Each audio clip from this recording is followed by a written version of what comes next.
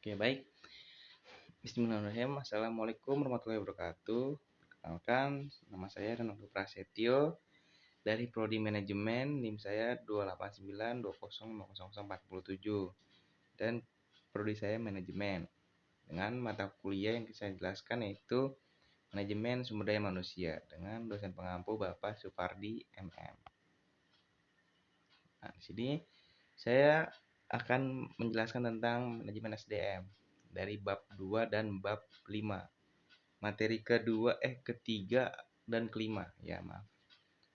Kedua kalau nggak salah, ya kedua dan kelima. Pertama ada rancangan organisasi dan analisis pekerjaan. Rancangan organisasi adalah suatu proses untuk merancang struktur formal, mengkelompokkan dan mengatur serta membagi tugas atau pekerjaan di antara para anggota organisasi.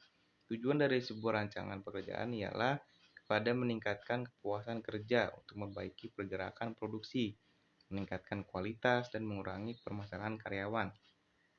Misalnya itu keluhan atau absenteisme ya. Nah, sini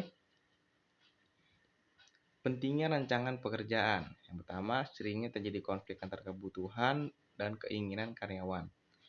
Selanjutnya, faktor yang mempengaruhi rancangan pekerjaan. Pertama, ada 3 faktor teman-teman.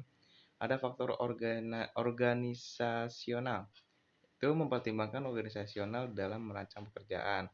Kedua, faktor lingkungan. Jadi seorang analis rancang bangun pekerjaan harus mampu dan tanggap atas tuntutan kelestarian lingkungan sekitar.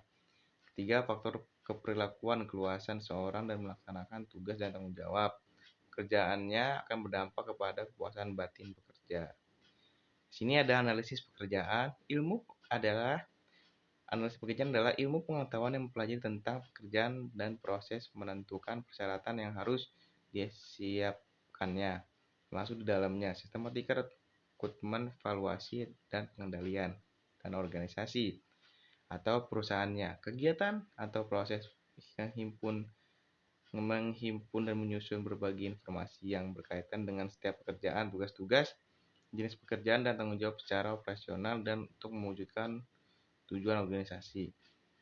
Nah, sini ada tujuan dari analisis pekerjaan. Yang pertama ada tujuan analisis pekerjaan adalah menganalisis pekerjaan, kualifikasi pekerja, perhitungan beban kerja, penempatan pekerja, dan penempatan standar.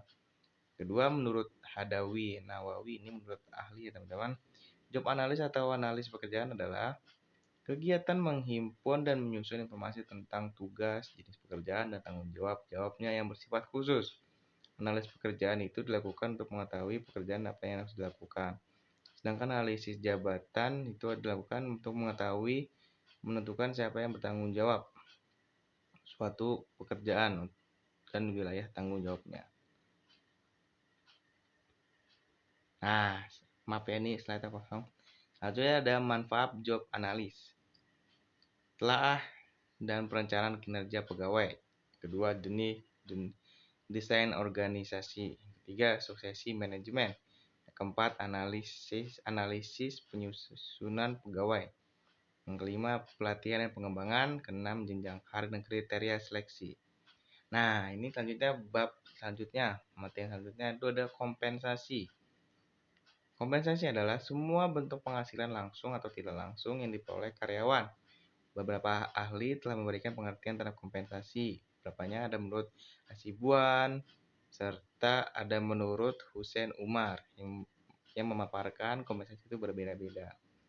Nah, sini ada tujuan kompensasi. Yang pertama ada mempertahankan karyawan yang berprestasi. Kedua, mendapatkan karyawan yang berkualitas. Yang ketiga, memicu perubahan sikap semakin baik. Yang keempat, efisiensi biaya. Yang kelima, menjamin adanya keadilan dalam perusahaan. Yang keenam, memenuhi administrasi legalitas.